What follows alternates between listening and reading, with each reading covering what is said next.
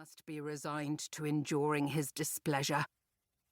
By the same token, I cannot think that it would be seemly for me, as the historian of these events, to present myself as if I had played a leading role in them, thrusting myself on the attention of my readers like an amateur actor, cast as a spear-bearer, ineptly trying to shoulder his way into the spotlight. The place of the historian is not at the centre of the stage, but in the shadows at the side, observing and explaining the actions of the protagonists in the drama. I shall not, therefore, take up your time and attention with any description or account of myself. Some of my readers, it is true, have been kind enough to say that they would like to know more about me, what I look like, how I dress, how I spend my leisure hours, and other details of a personal and sometimes even intimate nature.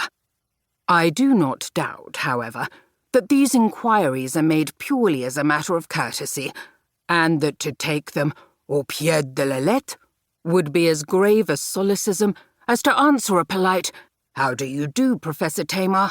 with a full account of the state of my digestion. Of what interest can it be to the reader of a work of history whether the writer of it is tall or short, thin or fat, of fair or dark complexion?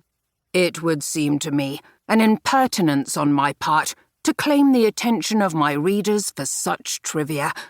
Maintaining, therefore, that modest reticence which I think becoming to the historian, I shall say no more of myself than that my name is Hilary Tamar, and that I am the tutor in legal history at St. George's College, Oxford, of which I have the honour to be a fellow. In particular, I shall not explain my reasons for deciding, shortly after the end of the summer term, to spend a few days in London. Suffice it to say that the bursar was still in residence at St. George's, and enough is enough.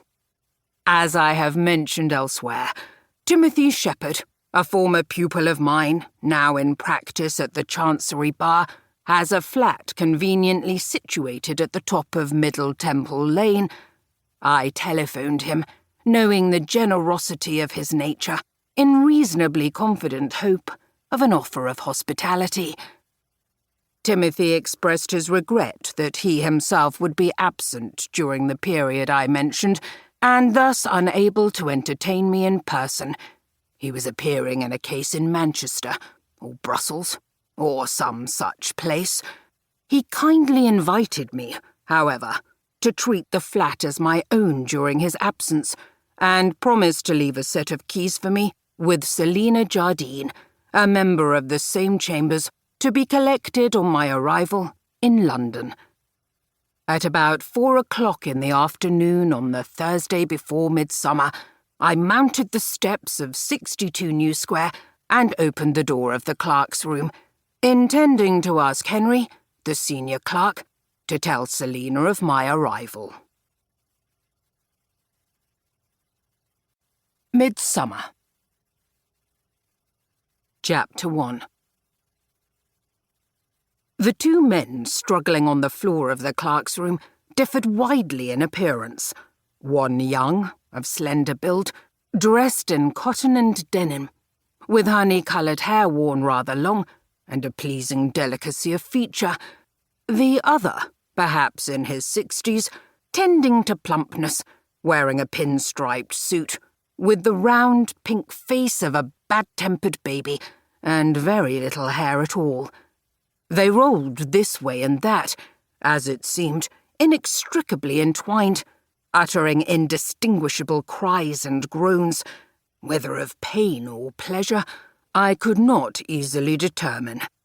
A ladder was also involved in the proceedings.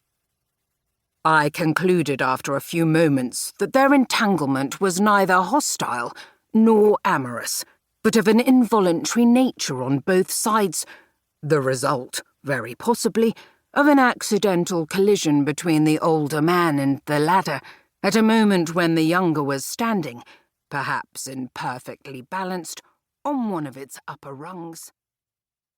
Sir Robert.